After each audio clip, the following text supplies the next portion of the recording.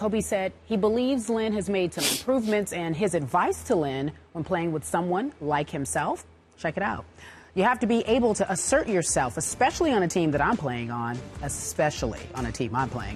because I don't want chumps. I don't want pushovers. If you're a chump and a pushover, I will run over you. So it's important for him to have that toughness and to say, no, I believe in myself. I can step up. I can make these plays. I can perform. And I can think that is very important. It's like you've got to put your mark down.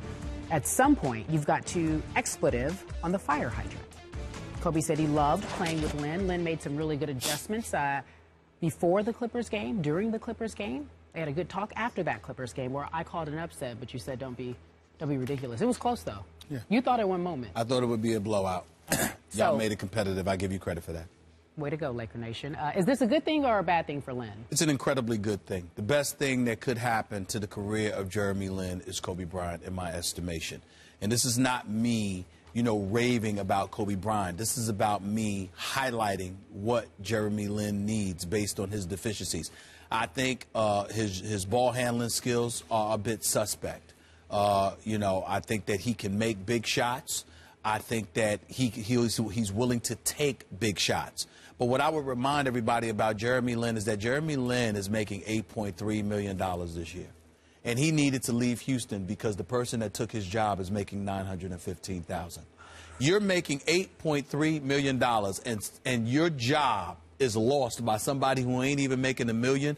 That means that they could live without you. That's what that means. And that's what this comes down to. And part of the reason is that Patrick Beverley's toughness that is the reason that Jeremy Lin is no longer in Houston, because Patrick Beverley basically ran him out of there. His toughness, his willingness to compete, primarily to defend, obviously resonated with Kevin McHale in the Houston Rockets franchise. When you look at a guy like Jeremy Lin, he has tremendous potential. The upside is there. He is not a finished product. For all intent and purposes, he's just getting started. Shouldn't have left New York, even though I didn't mind that he did. But in the end, what it comes down to is that you got to toughen up, because guys believe that they could snatch your heart.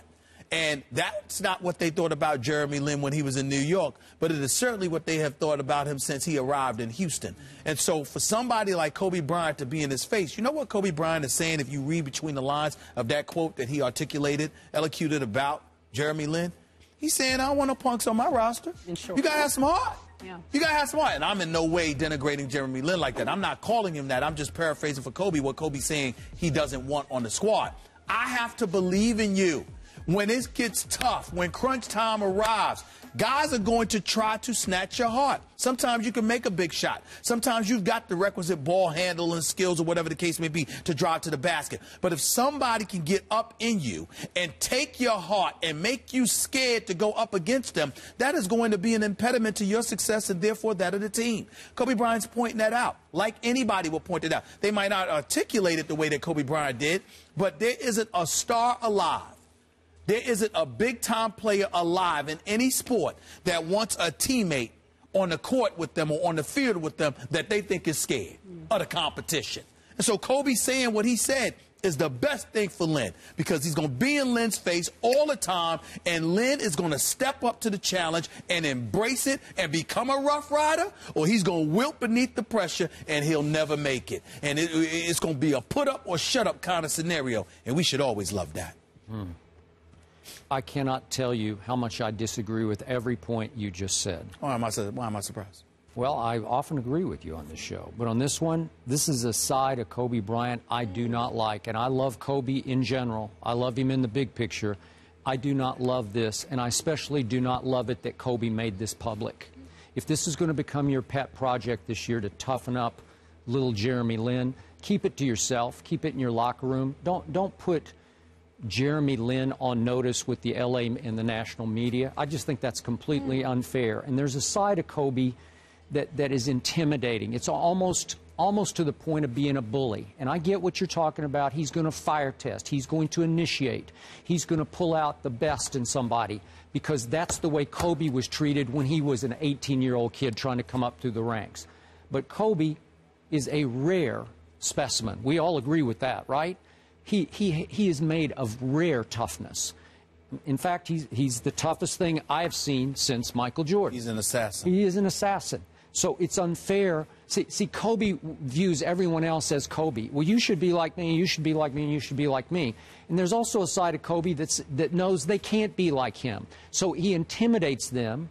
He pretty much runs over everyone. This is a reason. This is a reason that a lot of players don't want to play with this Kobe, because it's just too hard. This is a reason Dwight couldn't take it anymore. And I don't think Dwight's very tough, and I've said that many times on this show. But after a while, Dwight Howard is just saying, I don't want to live like this anymore. I don't want him calling me out in front of other teammates or to the media or however he calls me out, because I'm not that guy he wants me to be. I'm this guy, and I can't change what I'm made of. And by the way, in Jeremy Lin's defense here, if you go back and look hard at that Portland series that they lost in the playoffs last year, Jeremy Lin might have been the best player on the floor. Some nights he was the clutchest player on the floor. The games that they lost, I'm talking about the Damian Lillard bomb game at the end of the game. Go look at the numbers for that game. He made a couple of big plays, a couple of big turnovers too, though. Okay, but he makes big shots. Yes, you gave him credit for that.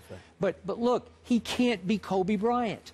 And look, Kobe, just for the record, Kobe Bryant already leads the NBA in shot attempts this year. Through 4 games, he's already off to the races. Well, are we surprised? No. But again, this is hard to play with, because Kobe doesn't really, in the end, at the bottom line here, Kobe Bryant does not want Jeremy Lin to interfere with his shots taken. He doesn't want Jeremy to say, get out of my way, give me the damn ball. Does he want him? No, he doesn't want to. But for clarification purposes, let me be very specific about what I'm saying.